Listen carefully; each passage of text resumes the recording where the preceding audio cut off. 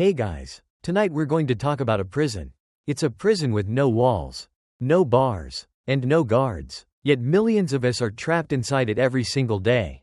The warden is our own mind. The sentence is endless repetition. I'm talking about the exhausting, soul-crushing cycle of overthinking. It's that voice in your head that replays a conversation from last week on a loop, searching for what you could have said differently. It's the mental gymnastics you perform at 3 a.m., worrying about a future that hasn't happened yet. It's the paralysis that stops you from making a decision because you're drowning in a sea of what-ifs.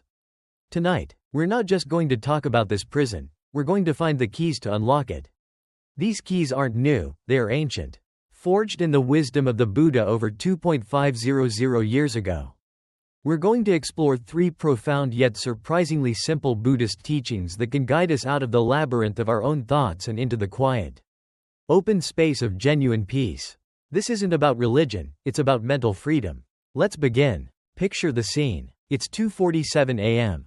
The world outside your window is blanketed in a deep, silent darkness. The only sounds are the gentle hum of the refrigerator and the soft ticking of a clock somewhere in the house. But inside your head, it's rush hour in a major city. Horns are blaring, sirens are wailing, and 1,000 frantic voices are all shouting at once. You're lying in bed, your body heavy with fatigue, but your mind is running a marathon it never signed up for. The race started hours ago, maybe with a single thought, a memory from your workday. You were in a meeting, and you made a comment. At the time, it seemed fine, but now, in the stillness of the night, your mind has seized it, put it on trial, and is acting as the prosecutor, judge, and jury. Why did I say that? It sounded so stupid. Everyone probably thought I was an idiot.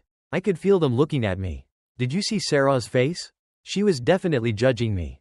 I've probably ruined my chances for that promotion. I always do this. I always say the wrong thing. Each thought is a lash of a whip. And you flinch in the darkness. You try to push it away. You tell yourself, stop thinking about it. It's over. It doesn't matter. But trying to suppress the thought is like trying to hold a beach ball underwater. The second you relax your grip, it bursts back to the surface with even more force. So, your mind, searching for a distraction, pivots. It leaps from the past into the future. The project deadline, it's 2 weeks away, but in your mind, it's tomorrow. And it's a catastrophe. There's no way I can finish it. What if I fail? My boss will be so disappointed. I'll be letting the whole team down. What if they find out I'm not as competent as they think I am? I'm an imposter. I'm going to be exposed. And I'll lose my job. And if I lose my job, how will I pay rent? What will happen to me? Your heart rate quickens. You feel a tightness in your chest. Your body is reacting as if the threat is real. As if the failure has already happened. You are physically experiencing the pain of a future that exists only as a phantom in your mind. This is the trap. This relentless, looping, internal monologue is the very definition of overthinking. It's a cognitive process where you get stuck in a cycle of repetitive, unproductive, and often negative thoughts. It's not problem solving. Problem solving is constructive. It moves towards a solution. Overthinking is a hamster wheel. You run and run and run, exhausting all your energy, but you never move an inch. You end up right back where you started, only more tired, more anxious, and more hopeless than before. You know this feeling intimately. It's the 10 minutes you spend analyzing a 2-word text message. It's the hour-long internal debate over what to eat for dinner until you're too tired to cook at all. It's the constant re-evaluation of past decisions, big and small, wondering if you chose the right path, the right partner, the right career, imbuing every past choice with the power to ruin your entire present. It creates a state of analysis paralysis, where the sheer volume of self-generated mental noise makes it impossible to think clearly or take decisive action. This mental state is a thief. It robs you of your peace. It steals the joy from the present moment. You could be at a beautiful park, with the sun on your skin and the sound of children laughing. But you're not there. You're in your head, replaying that awkward conversation or pre-worrying about tomorrow's to-do list. It's a thief of energy, leaving you mentally and emotionally drained before the day has even truly begun. And it's a thief of confidence, as the inner critic's constant barrage slowly erodes your sense of self-worth, making you believe the worst-case scenarios it so vividly paints. The trap is so cunning because it masquerades as something useful. We tell ourselves we're just being thorough, that we're trying to understand things, that we're preparing for every eventuality. But what we're really doing is feeding a monster. We are digging our own prison deeper with every shovel full of rumination. So the first step in our journey to freedom is to simply acknowledge the trap for what it is, a destructive pattern.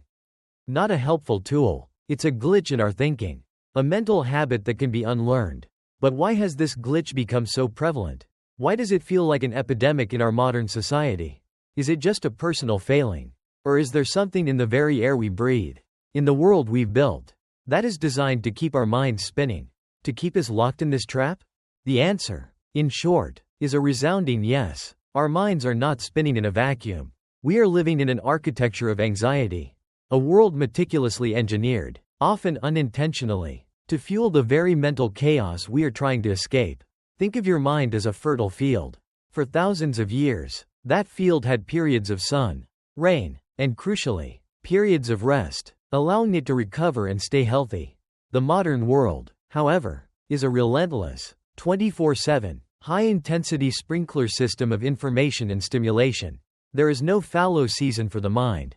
This isn't a flaw in your personal wiring. It's a response to an environment that is fundamentally at odds with our neurological need for peace and quiet. This assault on our minds comes from several fronts, each one feeding the overthinking beast. First, consider the erosion of boundaries. The device in your pocket, the one that connects you to the world, has also become a leash. Work is no longer a place you go to. It's an email that arrives at 10 p.m. A social obligation isn't just an event you attend, it's a stream of notifications before, during, and after. The line between your professional life, your social life, and your private, inner life has been blurred into non-existence. Because there is no clear, off, switch for the external world. Our minds have forgotten how to flip their own. We are in a state of perpetual, low-grade alert. We're marinating in the stress hormone, cortisol, when the mind is never given a genuine chance to disconnect and recharge. It continues to process, chew on, and ruminate over the day's events long after the day is done. The 3 a.m. court case described earlier isn't a random malfunction. It's the mind desperately trying to do the processing work it was denied during the waking hours because it was too busy reacting to the next pain, the next email, the next demand. Then there is the sheer, overwhelming deluge of information, humanity's entire repository of knowledge, opinion, and cat videos is available at our fingertips. While this is a marvel, it's also a cognitive nightmare. Our brains, which evolved to handle information relevant to our immediate survival, where is the food? What is that strange sound in the bushes? Are now bombarded with global news, political scandals, celebrity gossip, and an endless scroll of other people's lives. We are forced to form opinions on 1,000 different topics, to feel outrage, sadness, or joy about events thousands of miles away. This creates a kind of mental clutter. Our brain's RAM is constantly full, leaving no space for quiet contemplation. Every piece of information becomes another potential seed for worry. We read an article about an economic downturn, and our mind immediately fast forwards to our own financial ruin. We see a tragic news story, and we start to catastrophize about the safety of our loved ones. We are trying to drink from a fire hose, and in the process, we are mentally drowning. Perhaps the most potent accelerant of overthinking is the modern comparison machine, social media. It is a curated gallery of everyone else's peak moments.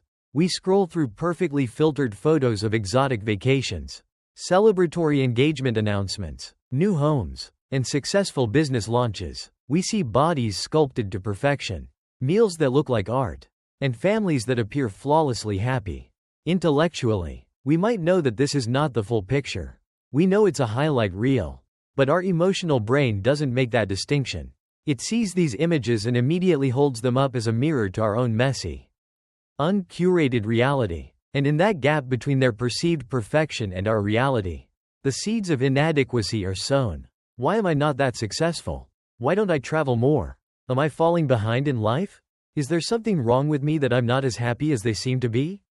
Each scroll is a new piece of evidence for our inner critic to use against us. It provides an infinite supply of fuel for the fire of self-doubt, forcing us into a state of perpetual self-evaluation and comparison that is the very essence of overthinking. We end up performing our lives rather than living them, constantly worried about how our story measures up to the stories we see online. Finally, we live in an age of what can be called the tyranny of optimization. There's a pervasive cultural pressure to constantly improve, to hack our lives, to be the most productive, most efficient, most successful versions of ourselves. We're supposed to optimize our diet, our workout routine, our morning habits, even our sleep. This creates an immense pressure around decision-making.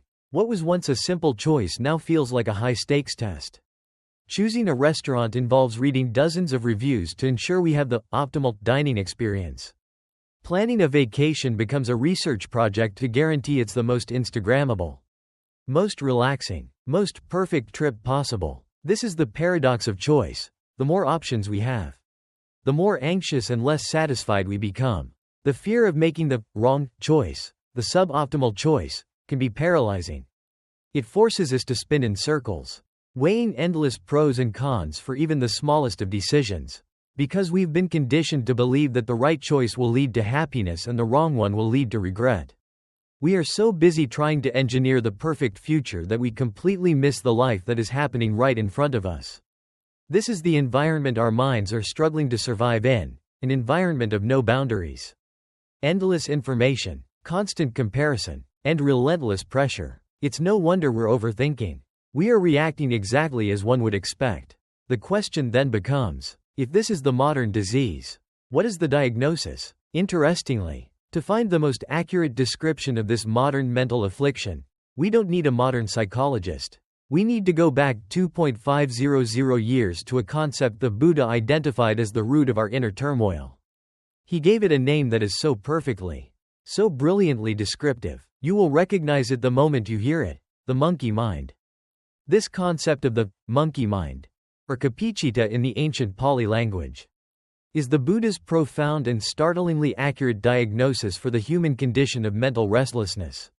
It's not a poetic flourish, it's a precise metaphor for the untamed state of our consciousness. Imagine a frantic monkey in a vast jungle. It never sits still. It is agitated, restless, and driven by impulse. With a shriek, it leaps from the branch of a past mistake, a memory replayed for the 1,000th time. It lands for a split second, chattering about the injustice or the embarrassment, and then, before it can even catch its breath, flings itself across a chasm of anxiety to a branch representing a future catastrophe. It screeches about all the things that could go wrong, all the potential dangers lurking in the shadows. It sees a shiny object, a new worry, a sudden desire, an interesting distraction on the internet, and immediately abandons its current branch to chase it, only to get bored and leap to another. This is the activity happening inside our skulls. Our mind, in its untrained state, behaves exactly like this monkey, swinging uncontrollably from thought to thought, from past to future, from regret to worry, from desire to aversion, never resting in one place. The key to this diagnosis is the word untrained. The Buddha wasn't saying that our minds are inherently flawed or that we are broken. He was making a simple observation: a mind left to its own devices will be wild. A garden that is never tended will inevitably be overrun with weeds. A horse that has never been tamed will be skittish and uncontrollable. In the same way, a mind that has not been intentionally cultivated will be a monkey mind. It is the mind's default setting. We are not to blame for this. We are simply born with the wild horse. For much of human history, the external world provided natural checks and balances. But as we explored, the modern world is like a constant offering of sugary, stimulating treats to this monkey, making it more hyperactive and more agitated than ever before. The chattering has become a deafening roar. This ceaseless mental activity is the primary engine of what Buddhists call dukkha, a term often translated as suffering, but which more accurately means a pervasive sense of dissatisfaction, stress, or unease. The monkey mind is the architect of this suffering. How? First, it is a master of distorted storytelling. It takes a neutral event, a colleague not smiling at you in the hallway, and the monkey mind instantly grabs it and weaves a dramatic narrative. He's angry with me. It must be because of what I said in that meeting. Now the whole team probably dislikes me. My position here is precarious. It takes a simple, objective fact and dresses it up in layers of negative assumption. personalization, and catastrophizing. We then react emotionally not to the event itself, but to the terrifying story the monkey has told us about it. We live inside these fictions, feeling the anxiety, the shame, and the fear they generate as if they were solid reality. Second, the monkey mind causes suffering through sheer exhaustion. The mental energy required to sustain this level of non-stop internal chatter is immense. It is like leaving a dozen computer programs running in the background of your operating system.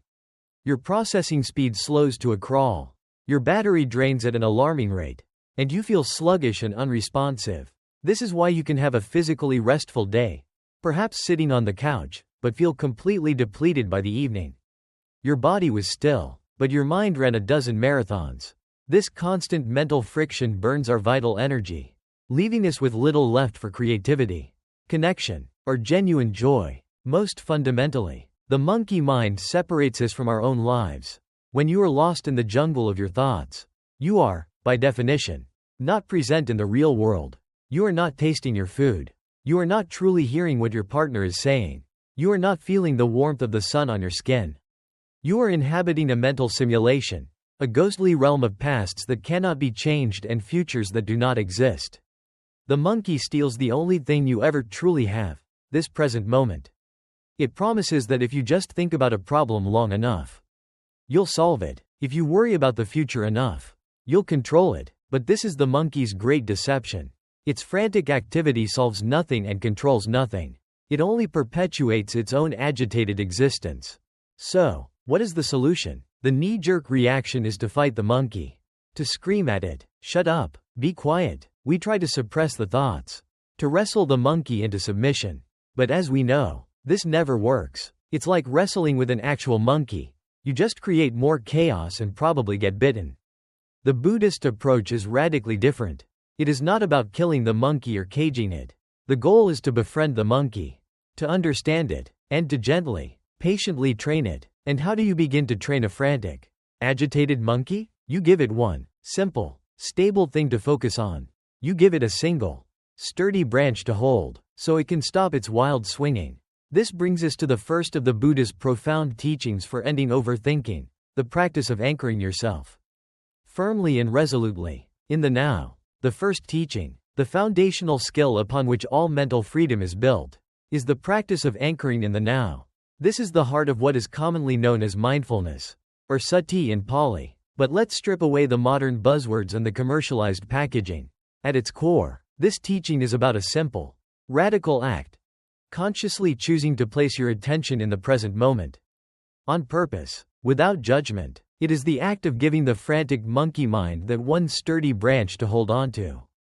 And the most reliable, ever-present, and stable branch you have is your own breath. The breath is the perfect anchor because it is always with you.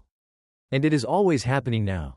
You cannot breathe in the past. You cannot breathe in the future. You can only breathe in this exact moment. When the mind is caught in the hurricane of overthinking, swirling with regrets about yesterday and anxieties about tomorrow, the instruction is breathtakingly simple. Bring your awareness to the physical sensation of your breathing. Don't try to change your breath. Don't judge it as too shallow or too deep. Just observe it. Feel the sensation of the cool air entering your nostrils. Notice the gentle rise and fall of your chest or your abdomen. Feel the slight pause between the in-breath and the out-breath. In that moment of pure, focused observation, something miraculous happens. The monkey, for a split second, lets go of the branches of past and future.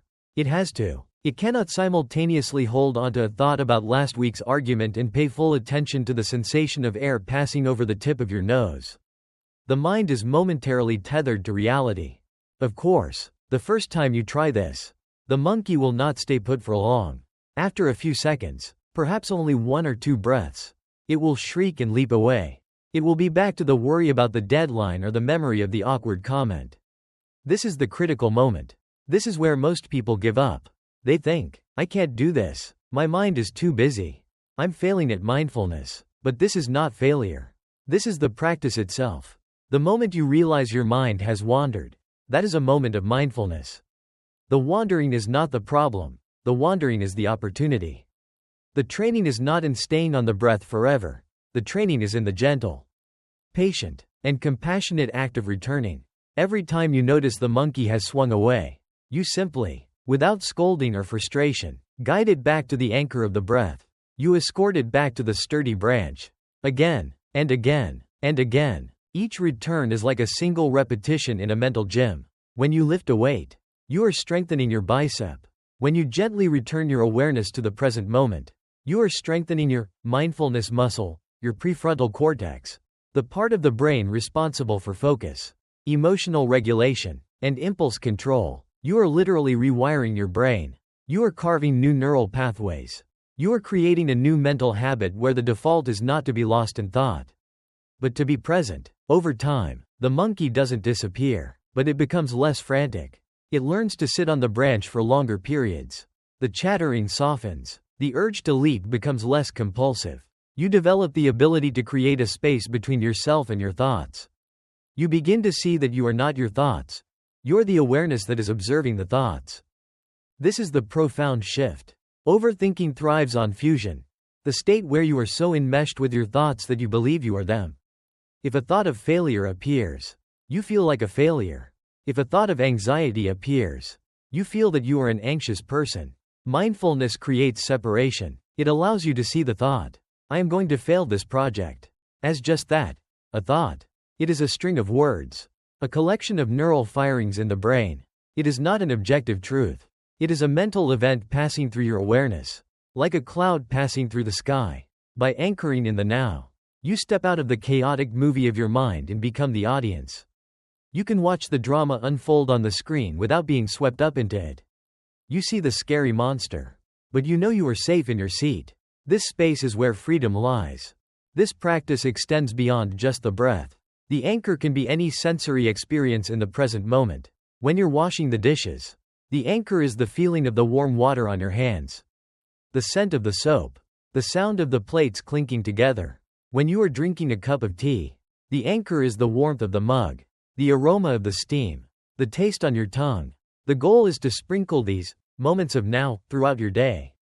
You are training the mind to come home to the present. Over and over, you are teaching the monkey that this branch, the reality of this very moment, is a safe and peaceful place to be. It's a refuge from the ghosts of the past and the phantoms of the future. But why is it so hard to let go of those ghosts? Why do we cling so tightly to the thoughts that cause us so much pain? To understand this, we need to explore a beautiful and powerful Buddhist story that reveals the true purpose of our thoughts, and the absurdity of carrying them with us once they have served their purpose.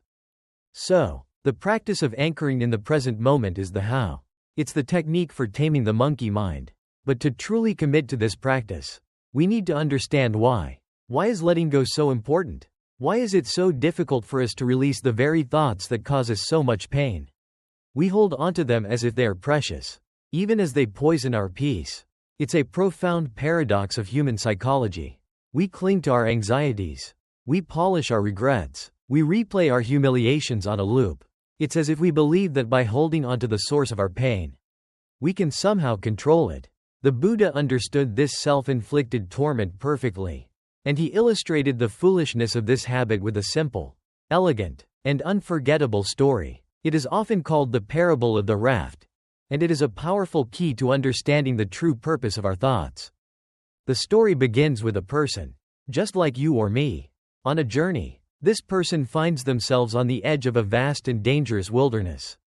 The shore they are on is perilous, filled with threats and uncertainty. This is the shore of samsara, the world of suffering, anxiety, and the restless monkey mind. Across a wide and turbulent river, the person can see the other shore. That shore is safe, peaceful, and secure. It is the shore of nibbana, a state of peace, liberation, and freedom from suffering. But there is no bridge to cross this river, and no ferryman to take them. The river is too deep and the current too strong to swim. To stay on the dangerous shore is to continue to suffer. To reach the safe shore is the ultimate goal. The person is resourceful. They are a thinker and a problem solver. They look around and see resources, branches, vines, reeds, and logs. An idea sparks in their mind. I will build a raft. And so, they get to work. They gather the materials. They tie them together. They labor with purpose and intention. This act of building the raft represents our intellect in action. It is our ability to analyze a problem, to plan, to strategize, and to create a tool to overcome an obstacle.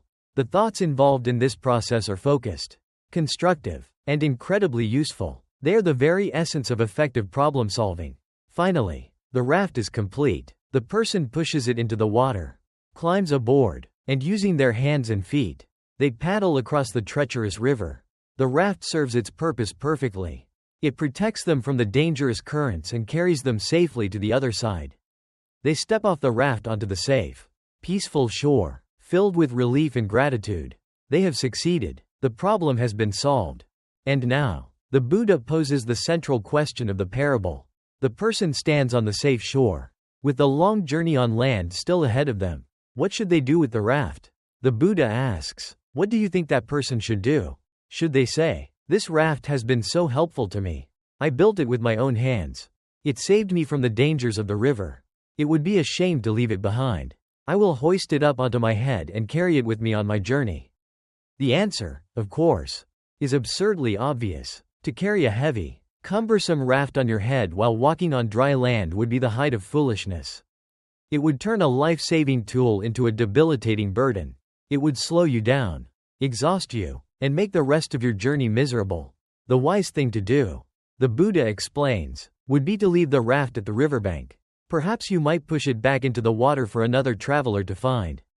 Or simply express gratitude for its service and walk away, unburdened and free. This is where the parable lands with the force of a revelation. The raft is a metaphor for our thoughts, our beliefs, our mental models, our plans. They are all rafts. They are tools that we build to help us cross the rivers of life's challenges. The analytical thought process that helped you crack a difficult problem at work was a raft. The worry that motivated you to save money for a down payment was a raft. The painful self-reflection that helped you leave a toxic relationship was a raft. In their context, they were brilliant, necessary, and effective. They got you to a safer shore. The problem is, we fall in love with our rafts. Overthinking is the act of carrying the raft on your head, long after you've left the river behind. When you lie in bed at night, replaying an awkward conversation from 3 days ago, you are carrying that raft. The conversation is over. The river has been crossed. But you are hoisting the memory up, balancing its heavy weight on your mind, torturing yourself with a tool whose job is done. When you continue to worry about an exam you've already passed, or a project you've already completed, you are carrying the raft of anxiety on dry land. Its purpose was to motivate you to prepare. You prepared, you crossed the river, but you refused to put the raft down. We do this because we become attached to our mental processes. We think, this worry helped me, so I must keep worrying. Or, this analysis is part of who I am. We mistake the tool for a part of our identity. We carry the heavy burden of past successes and past failures, past hurts and past strategies, forgetting that they were only ever meant to be temporary vessels. The wisdom of this parable is in knowing when a thought is a useful tool and when it has become a useless burden. The practice of mindfulness, of anchoring in the now, is the very act of looking up and realizing, my God, I'm carrying a raft on my head. And in that moment of realization, you are given the choice to gently, wisely, and gratefully put it down and walk on. Realizing you're carrying a raft is one thing. Actually putting it down is another. It's not enough to intellectually understand the concept. We need practical, accessible methods to integrate this wisdom into the chaotic flow of a modern life. The idea of setting aside 30 minutes for formal meditation can feel like another item on an already overflowing to-do list, which can ironically create more stress. The true genius of the Buddhist approach lies in its scalability. It doesn't demand a retreat to a monastery. It invites you to find your practice in the very moments you feel most overwhelmed. The goal is to weave these anchors of presence into the fabric of your day, transforming mundane activities into opportunities for mental training. Let's call this guerrilla mindfulness, small, strategic acts of presence that can be deployed anywhere, anytime, without anyone even knowing you're doing it. One of the most powerful techniques is to anchor your awareness to transitional moments. Our days are full of these small gaps that we typically fill with mindless scrolling or anxious anticipation. The moment you park your car before getting out to go to work, the 2 minutes you wait for the coffee to brew, the time spent waiting in line at the grocery store. The walk from the subway station to your office. These are perfect, built-in opportunities to practice. Instead of pulling out your phone, make a conscious choice to arrive in your own body. For just 60 seconds, bring your full attention to your anchor.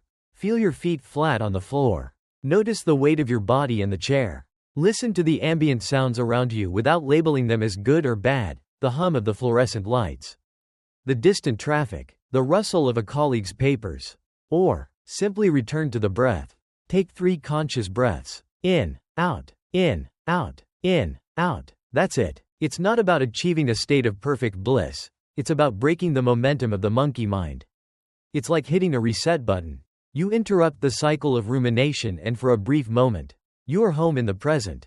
Sprinkling 5 or 6 of these 1-minute resets throughout your day is more transformative than one 30-minute session you feel too stressed to do. Another profoundly effective practice is to attach mindfulness to a routine sensory activity. Choose one thing you do every single day, like brushing your teeth, washing your hands, or drinking your morning coffee, and commit to doing it with 100% of your attention. Let's take the example of that morning coffee. From the moment you pick up the mug, your practice begins. Instead of simultaneously checking emails and planning your day in your head, you engage all your senses. You feel the warmth of the ceramic in your hands. You watch the steam rising in delicate patterns. You bring the mug to your nose and deeply inhale the rich, earthy aroma. You take the first sip and notice the journey of the flavor across your tongue, the initial bitterness, the subtle notes of fruit or chocolate, the lingering aftertaste. You feel the warmth spreading through your chest. For these 3 minutes, your entire universe is this cup of coffee. The monkey mind will inevitably try to pull you away, screaming about the first meeting of the day. And you will gently guide it back. Not now. Right now. We are drinking coffee. This practice is so powerful because it trains you to find richness and depth in the simplest of experiences, proving to your mind that the present moment is not something to be rushed through on the way to the next thing, but a destination in itself. A third practical tool is what could be called the stop technique, especially useful for moments when you feel a wave of overthinking or anxiety begin to crest. STOP is an acronym. S. Stop. Literally, just pause. Whatever you are doing, physically freeze for a moment. This physical halt helps to interrupt the mental momentum. T. Take a breath. Take one deep, conscious breath. This brings you back to your anchor and regulates your nervous system. O. Observe. Briefly notice what is happening inside you. What are you thinking? I'm having the thought that I'm going to mess this up. What are you feeling? I feel a tightness in my chest and my shoulders. What is happening around you? I'm sitting at my desk. I can hear the keyboard clicking. This observation is done from the perspective of a neutral scientist, simply gathering data without judgment. P. Proceed. After this brief pause, continue with your day. You may choose to proceed with what you were doing, or you might make a different choice now that you are more present and grounded. The whole process can take as little as 15 seconds, but in those 15 seconds, you have stepped out of the reactive, unconscious stream of thought and into a place of conscious choice. You have remembered that you are the one in charge, not the frantic monkey. These practices, anchoring in transitions, sensory mindfulness, and the stop technique, are not about adding more to your plate. They are about changing how you engage with what is already on your plate. They are the practical steps of leaving the raft at the river's edge. But as we stand on this new shore, we often find the monkey mind doesn't just cling to the past. It has another, even more compelling direction to leap, the future. It's obsessed with what's to come, building elaborate scenarios of success and failure. To address this, we need to introduce the second great teaching, a concept that acts as a powerful antidote to the anxiety of future gazing, the profound wisdom of impermanence. Having learned to anchor ourselves in the present, we've developed a crucial skill for dealing with the ghosts of the past. We have the tool to put down the raft of old regrets and finished business. But the monkey mind is a versatile creature. If it can't drag you backward into rumination, it will gleefully fling you forward into the dizzying abyss of anxiety about the future. This is the other face of overthinking, the endless, what-if, scenarios. The compulsive planning, the construction of elaborate mental fortresses to protect against all possible negative outcomes. We try to nail down the future, to make it solid, predictable, and safe, but this effort is a source of immense suffering. Because it is a fight against the most fundamental law of the universe. This brings us to the second noble teaching from the Buddha, a concept known in Pali as anicca, which translates to impermanence. Anicca is the universal truth that everything changes. Nothing is permanent. Nothing is fixed. Everything that arises will eventually pass away. This is not a depressing or nihilistic philosophy, it is a simple, observable fact. The seasons change. The sun rises and sets. The cells in our bodies are constantly dying and being replaced. Our moods shift from joy to sadness and back again. Relationships evolve. Careers take unexpected turns. The very world around us is in a constant state of flux. To the overthinking mind, this truth is terrifying. The ego, our sense of a solid, permanent I, wants stability. It wants to build on solid ground. The idea that the ground itself is constantly shifting underneath our feet is the ultimate threat. So, we resist, we cling, we try to hold on to pleasant experiences, desperately trying to stop them from ending. And we try to build walls to keep out unpleasant experiences, trying to prevent them from ever arriving. This resistance to the natural flow of life is the very definition of anxiety. The wisdom of impermanence offers a radical alternative, liberation through acceptance. Instead of fighting the river of change, we can learn to flow with it. When we truly, deeply understand that everything is transient, it fundamentally changes our relationship with our thoughts about the future.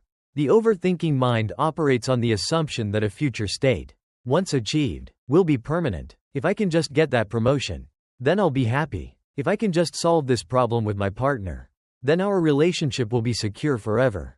If I can just buy that house, then I'll finally feel settled. The teaching of anicca reveals the flaw in this logic. The promotion will bring its own new challenges. The relationship will continue to evolve and face new dynamics. The house will require repairs and may not feel like a permanent sanctuary. Happiness is not a final destination you arrive at, it's a temporary weather pattern. Just like sadness, when you internalize this, the desperate, anxious planning begins to soften. You realize the futility of trying to architect a perfect, static future. It's like trying to build a castle out of sand on a rising tide. The energy you were pouring into controlling the uncontrollable can be redirected. Instead of asking, how can I guarantee a good outcome? You can start asking, how can I develop the skill and resilience to handle whatever outcome arises?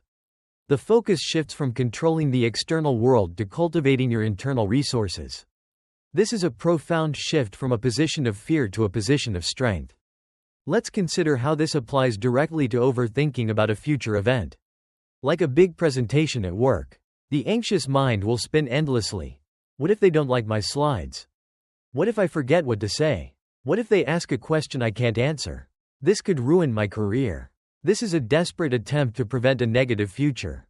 The wisdom of impermanence allows you to approach it differently. You acknowledge the truth. The presentation will happen. It will have a beginning, a middle, and an end. The outcome is uncertain. I might do brilliantly. I might stumble. People's reactions will be varied and temporary. Some will be impressed. Some will be indifferent. Some might be critical. By tomorrow, most of them will be thinking about something else entirely. This single event does not define my entire future. Because my future itself is not a fixed thing. This perspective is not an excuse for passivity or not preparing. On the contrary, it allows you to prepare more effectively. You do your best to create excellent slides. You practice your speech, but you do so with a sense of lightness, not desperation. You do it from a place of offering your best effort, while simultaneously relinquishing your attachment to a specific outcome. You accept that once you begin speaking, the situation will be fluid and alive. You are planting a seed, but you cannot control the weather. This acceptance drains the venom from anxiety. The fear of failure lessens when you realize that both success and failure are temporary states. The praise you receive will fade. The embarrassment you might feel will also fade. Everything passes. By embracing this truth, you can enter the situation with more presence, more authenticity, and paradoxically, a much greater chance of success. Because you are no longer crippled by fear. You have become a surfer, riding the wave of the present moment, rather than a frantic builder trying to dam the entire ocean. But to do this effectively, we need a way to relate to our thoughts that mirrors this philosophy. We need a way to watch them come and go, just like the waves, without getting swept away by them. To truly live with the wisdom of impermanence, we need more than just an intellectual understanding. We need a practical method for experiencing it directly within our own minds. If our thoughts are the primary source of our future-based anxiety, then learning to observe them as transient events is the key to our liberation. This brings us to a beautiful and powerful meditation practice that flows directly from the teaching of Anicca. It involves adopting a new posture towards our own thoughts, one that is beautifully captured by the metaphor of sitting on the bank of a river and watching the water flow by. Imagine you find a comfortable spot on a grassy bank next to a wide, steadily moving river. The water is your mind, the stream of consciousness itself. The various things floating in the river, leaves, twigs, branches, flowers, muddy water, clear water, are your thoughts, feelings, and sensations. Your task is simple. Just sit and watch. You are not to jump into the river. You are not to try and stop the river. You are not to try and pull things out of the river or push other things in. Your sole job is to be a passive, gentle observer. A thought arises, perhaps a worry about an upcoming bill. You see it coming from upstream. You can label it gently in your mind, worrying. You watch it as it floats into your field of awareness, and you watch it as it continues to float on by and disappear downstream. You don't engage with it. You don't get angry at it for being there. You don't analyze its origins. You simply note its presence, a worry thought, and let it pass. Then another object appears, a happy memory of a past vacation. You note it, remembering. You don't cling to it, trying to relive the joy and lamenting that it's over. You simply observe the pleasant feeling it brings. And you let it, too, float on by. A physical sensation arises, an itch on your nose. You note it, itching. You watch the sensation, and you watch it pass. A burst of anger at a politician you saw on the news. You note it, anger. You don't justify it or feed it with more angry thoughts. You just watch the hot energy of the thought as it flows through and eventually dissipates. This is the practice of detached observation. It is the living embodiment of understanding impermanence. You are experiencing, in real time, the truth that every single mental event that arises will also, if left alone, pass away. This practice is the direct antidote to the habit of future-based overthinking. When the "what if" thought appears in the river, "what if I get sick?" your old habit was to leap into the water, grab onto that thought, and get tumbled and tossed in the current of anxiety. You would follow it, wrestle with it, and let it drag you under. The new practice is to stay on the bank. You see the "what if I get sick" thought log float by. You acknowledge it, a fear thought about the future. You feel the little jolt of anxiety it might produce. And you watch that feeling float by too. You don't engage in the debate. You don't start listing all the possible illnesses you could get or planning for every medical contingency. You just let it go. You have unhooked yourself from the narrative. This practice cultivates a profound skill called metacognition, or thinking about thinking. You are no longer just the thinker, lost in the content of your thoughts. You become the observer of the thinking process itself. This shift in perspective is everything. It's the difference between being trapped in a dream and waking up to realize you are dreaming. When you are awake to the process, you have choice. You can see the patterns. You might notice, wow, my mind produces a lot of worried thoughts between 4 p.m. and 5 p.m. Or, whenever I think about my finances, a feeling of tightness immediately appears in my stomach. This kind of insight is invaluable. It depersonalizes the thoughts. You start to see them not as my profound truths, but as habitual mental weather patterns. They are impersonal events, generated by the mind, just as a stomach generates digestive juices.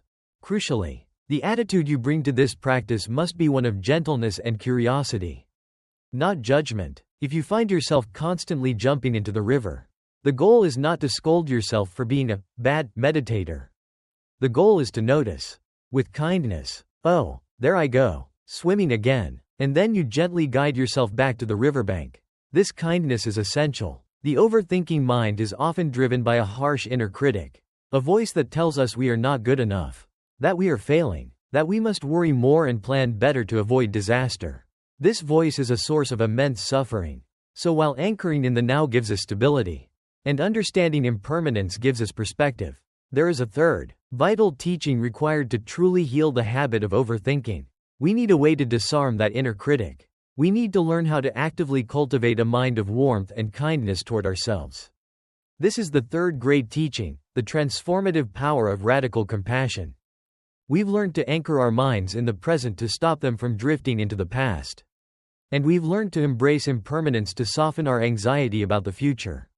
Yet, a crucial piece of the puzzle remains. Much of our overthinking isn't just a neutral analysis of past or future events, it's a form of self-attack. It is driven by a relentless, harsh inner critic. This is the voice that says, "You're not smart enough." After a mistake, it's the voice that whispers, "You'll never be good enough." When you compare yourself to others, it's the voice that turns a simple error into a full-blown trial of your self-worth. This inner critic is the fuel that keeps the engine of rumination running hot. Trying to fight it with logic or willpower is often futile. Like trying to argue with a bully. The Buddha offered a more powerful, and far more healing, approach. It is the third great teaching, known as metta, or loving kindness. Metta is the active cultivation of a boundless, unconditional, and gentle friendliness. It's not a passive feeling, it's a skill that can be developed. A mental muscle that can be strengthened through practice. And its most radical and transformative application is when we learn to direct it towards the one person we so often exclude from our circle of compassion, ourselves. For the chronic overthinker, this is often the most difficult, and therefore the most necessary, part of the journey. We are conditioned to believe that being hard on ourselves is what drives us to improve. We think the inner critic is a necessary motivator. But the Buddhist wisdom reveals the opposite is true. The inner critic is a source of fear, paralysis, and exhaustion. True, sustainable growth and peace come from a foundation of self-acceptance and self-compassion. The practice of metta often begins with a formal meditation. You find a quiet posture, and you begin by generating a feeling of warmth and kindness. The traditional method involves the silent repetition of a few simple, powerful phrases. You start by offering them to yourself. With your eyes closed, you bring your awareness to your heart center and silently repeat phrases such as, "May I be safe. May I be healthy. May I be happy. May I live with ease." At first, this can feel awkward, mechanical, or even fraudulent. The inner critic might immediately chime in, "You don't deserve this. Who are you kidding?" Your job is to treat that critical voice with the same gentle observation you learned on the riverbank. You note its presence, the critic, and you gently return to repeating the phrases. You are not trying to force a feeling. You are planting seeds. You are watering a tiny, neglected plant in the garden of your mind. You are offering yourself the same basic wishes for well-being that you would naturally offer to a dear friend or a small child who is suffering. With each repetition, you are challenging the old, ingrained habit of self-judgment and replacing it with a new habit of self-kindness. This practice directly counters overthinking in several ways. First, it changes the entire tone of your inner world. The mind of an overthinker is often a cold, hostile, and critical environment. Metta practice begins to warm that environment. It turns down the volume of the inner critic and turns up the volume of a kinder, more supportive inner voice. When you do make a mistake, instead of a barrage of self-recrimination, a new response begins to emerge. One that sounds more like, "Okay, that didn't go as planned. It's okay. Everyone makes mistakes. What can I learn from this?" This compassionate self-talk breaks the cycle of rumination before it can even gain momentum. The mistake is no longer a reason to put yourself on trial. It's simply a data point for learning, viewed through a lens of kindness. Second, self-compassion builds profound emotional resilience. Overthinking is often fueled by a fear of difficult emotions. We worry about the future to avoid the potential pain of failure. We ruminate on the past to try and retroactively fix the feeling of embarrassment or regret. Metta teaches you that you can handle these feelings. It creates a safe inner space where you can acknowledge your pain without being consumed by it. When you feel anxious, instead of layering on more anxious thoughts, "Why am I so anxious? I need to stop this." You can meet the feeling with metta. You can put a hand on your heart and say to yourself, "This is a moment of suffering. It's hard to feel this way. May I be kind to myself in this moment." This act of self-soothing calms your nervous system. It tells your brain, "I am safe. I can handle this." You become your own source of comfort, which makes you far less afraid of the emotional ups and downs of life. Finally, Directing metta towards yourself is the necessary first step before you can genuinely offer it to others, which has its own profound benefits. The practice traditionally expands outward. After offering loving kindness to yourself, you offer it to a loved one, then a neutral person, then a difficult person, and finally to all beings everywhere. This process dismantles the us versus them mentality that so often fuels judgment and conflict. But it all starts with you. You cannot pour from an empty cup. By filling your own well with compassion, you are creating an inner surplus of kindness. This changes how you interact with the world. You become less reactive, less judgmental, and more understanding, and as you project this warmth outward, you begin to see it reflected back at you. This creates a positive feedback loop that stands in stark contrast to the negative, isolating loop of overthinking. This ability to self-soothe and build resilience creates a powerful defense mechanism, a shield that protects us not just from our own inner critic, but from the perceived judgments of the world around us. This internal reservoir of loving kindness does more than just quiet the inner critic. It fundamentally changes our relationship with the external world. A significant portion of our overthinking is driven by a deep-seated fear of what other people think of us. We replay conversations to dissect how we were perceived. We hesitate to take risks for fear of public failure or ridicule. We craft our lives, our words, and even our online personas to win the approval and avoid the judgment of others. Our sense of self-worth becomes fragile, outsourced to the ever-shifting opinions of the people around us. We are, in effect, giving away our power. The practice of metta, especially self-compassion, is the act of taking that power back. It is the forging of an inner shield. This shield is not one of arrogance or indifference. It is not about building a wall and declaring, "I don't care what anyone thinks." That is often just another form of defensiveness, a brittle armor that is easily cracked. The shield of metta is different. It is soft, permeable, and resilient. It is born from a stable and unconditional sense of self-worth that is not contingent on external validation. When your own mind becomes a reliable source of kindness and support, the need for constant approval from others begins to wane. You are no longer a beggar, desperately seeking scraps of validation from every interaction. You have a nourishing feast waiting for you at home, within yourself. Consider how this works in practice. Imagine you give a presentation, and a colleague offers some pointed, perhaps even harsh, criticism. The mind without the shield of metta immediately goes into a defensive, overthinking spiral. The inner critic joins forces with the external critic. "See? I told you you weren't good enough. He's right. Everyone thinks you're a fraud. You embarrassed yourself completely." This leads to hours, or even days, of painful rumination, replaying the moment and internalizing the criticism as a definitive statement of your worth. Now, consider the same scenario with the shield of metta. The criticism still arrives. It may still sting. This practice does not make you numb. But your response is different. You are able to hold the criticism at arm's length and examine it. Your first inner response is one of self-compassion. "Wow, that felt sharp." It's okay to feel hurt by that. You have immediately validated your own emotional experience, which stops the downward spiral. Then, from this place of inner safety, you can look at the criticism with clarity. You can ask, "Is there any truth here that could be helpful for my growth? Is there a piece of feedback in here, separate from the harsh delivery, that I can learn from?" You might extract a useful kernel of wisdom. Or, you might conclude that the criticism was more about the other person's mood or personality than about your work. You can take what is useful and discard the rest, without allowing the emotional poison to seep in and define you. The shield has allowed you to filter the experience, rather than being crushed by it. This inner refuge makes you braver. The fear of judgment is one of the biggest inhibitors of creativity, authenticity, and growth. When we are constantly worried about how we will be perceived, we play it safe. We don't share our unconventional ideas. We don't pursue that passion project that others might find strange. We don't speak our truth in a difficult conversation. We live a smaller, more constricted life, hemmed in by the imaginary boundaries of others' potential opinions.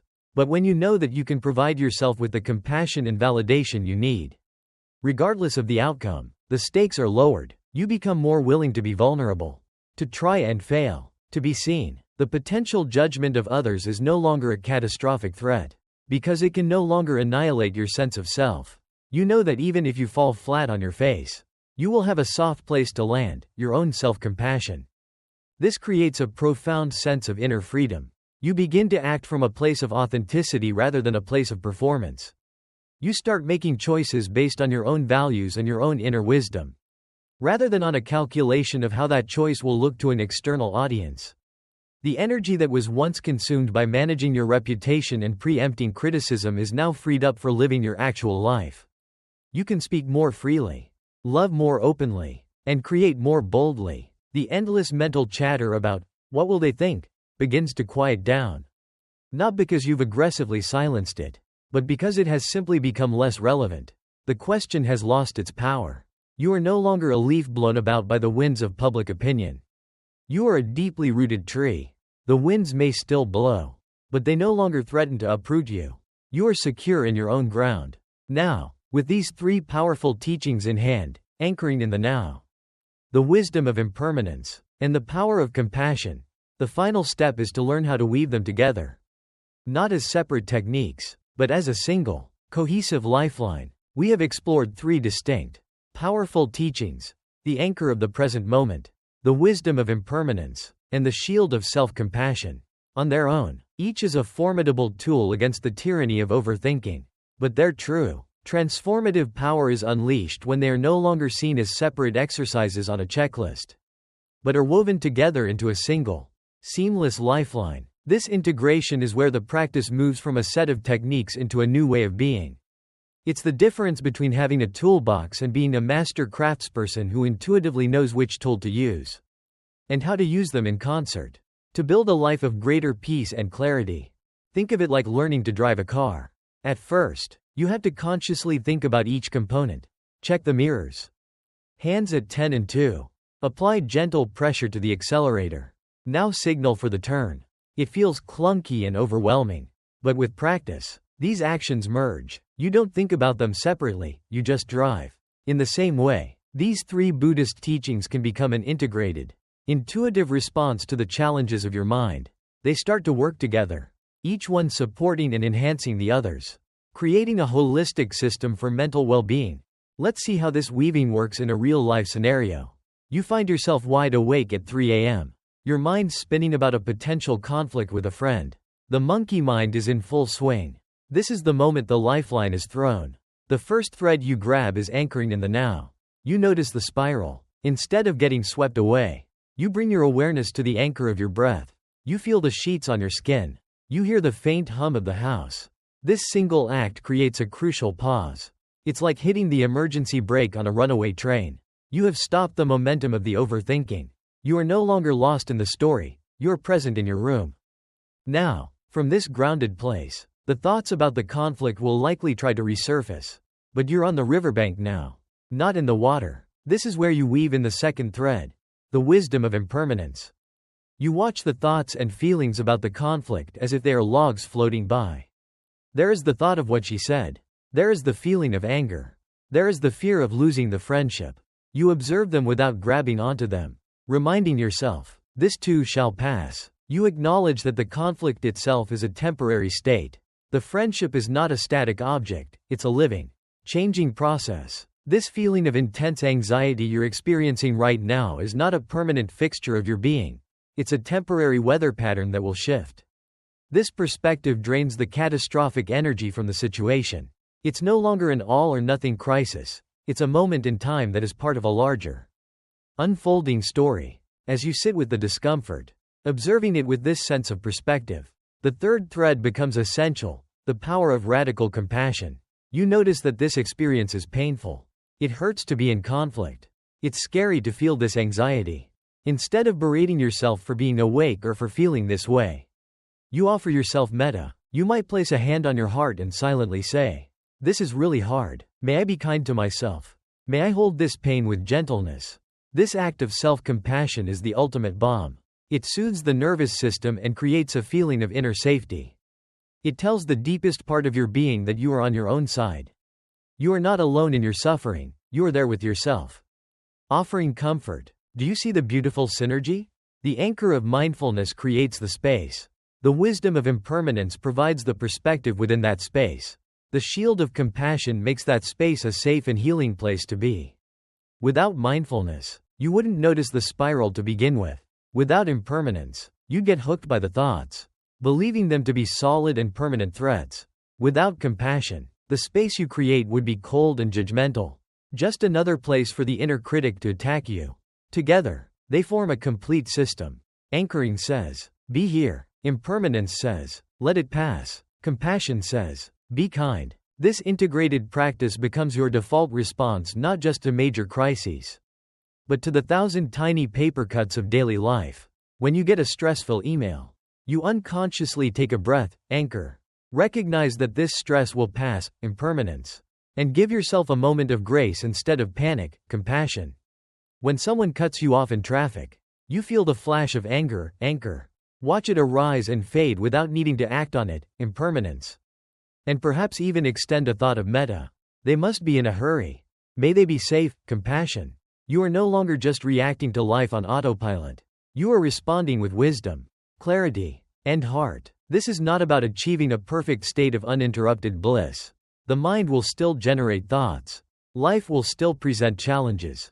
The raft will still be offered to you. But now, you have a lifeline. You have the skill, the wisdom, and the kindness to navigate the waters of your own mind, transforming a place of restless turmoil into a sanctuary of inner stillness.